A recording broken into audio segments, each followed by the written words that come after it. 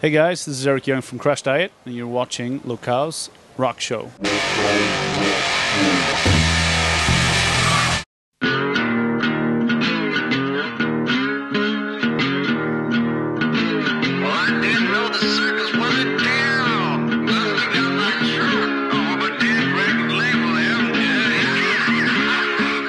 E hoje o Lokaos está aqui na Animal Records. A gente vai falar com o Eric Young do CrashDiet, que está passando férias aqui no Brasil. Hello Eric, how are you? I'm fine, thank you. So we're spending holiday here in Brazil, is it? That's correct, yeah. I love Brazil, and I love Sao Paulo in particular, and I have lots of friends here, so I decided to come down here for 2 weeks. Is it true you lived here? No, I lived in Mozambique for a couple of years, so that's where I lived. Yes, and you learned Portuguese there too. Yeah, I picked up some Portuguese there, and I had a good friend in Stockholm who kept my Portuguese alive. Yeah. In 2010, you released the Generation White and went on tour for 2 years, right?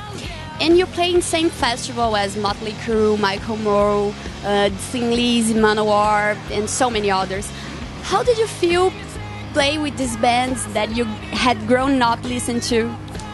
Well, it's really something you can't really put your finger to. It's like all of a sudden you're there standing next to the guys, and it's like it's actually not that special. I mean, of course it's special, but they are people like you and me, you know. So all of a sudden they're there and they're having a beer with you, and you're just talking like regular people.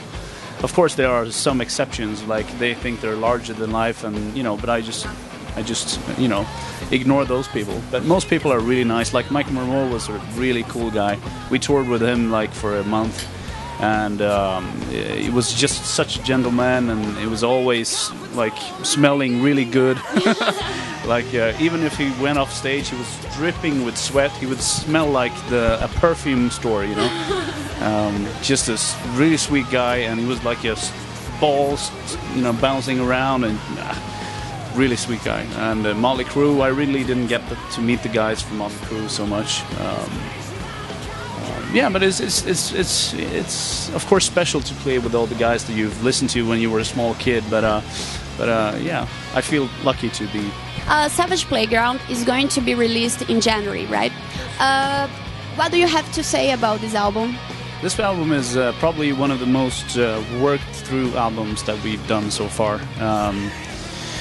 It's really describing what we've been through the past 3 years, like during touring, and you know, all these things that can happen in life, and we just try to channelize all that stuff into our songs and our lyrics and emotion from the songs. So it's just basically an album which is a roller coaster through the life of CrashDiet, as we see it, you know. So it's an invitation to come and see how things are from our viewpoint, you know. And how does finally having 2 albums released with the same vocalist feel? Feeling relieved? Oh. Are you completely satisfied with Steinmann? Completely. I couldn't be more satisfied. This guy is just like the guy for us right now, and it's just been an awesome time with that guy, and he's just one of us. That's all I can say. It's really awesome. Yeah. And why did Oliver leave the band so soon? Well, we just had our indifferences, you know. We didn't work out as a unit, a band. We had different, you know, like thoughts of what to do with the music and all that. So it was not a good match. Did you guys think about quitting the band after Dave Lippard's suicide? What made you guys keep going? Well, of course, yeah. The first initial thought was that we should never do this, go on with the band at all, you know. And then we had this strong urge to continue to tell the story of CrashDiet and Dave Leppard, because he has started a legacy that was too early to end this legacy, and we're trying to carry on what he's started, basically, you know, carry on the flag. So, you know, that's why we decided to go on. But of course, in the beginning, it was some hard moments and hard months of, you know, pain, and just your world is like upside down. But yeah.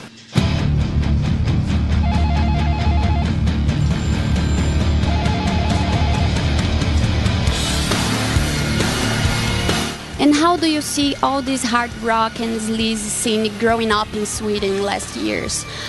Can we say Sweden is the new LA? Well, not really anymore. 2005, when we released our first album, it was a big explosion of this kind of music.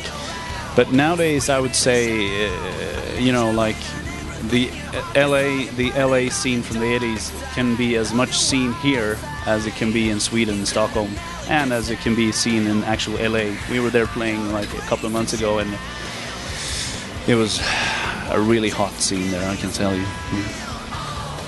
And what memories do you have about the two last time you've been here in Brazil? Well, Brazil is one of the few countries I feel at home in, you know. So for me, it's always like coming home. So I have so many good memories with all my friends here. We always have great times, and you know, go out and eat good food and stuff like that. And it's just crazy nights you can get through here. It's impossible to explain with words, you know.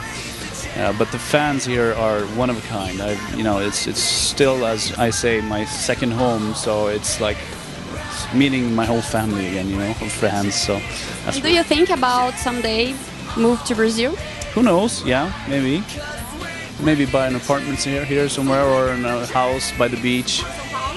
Well, there's a beach a little bit further from São Paulo, maybe there. I don't know. Who knows?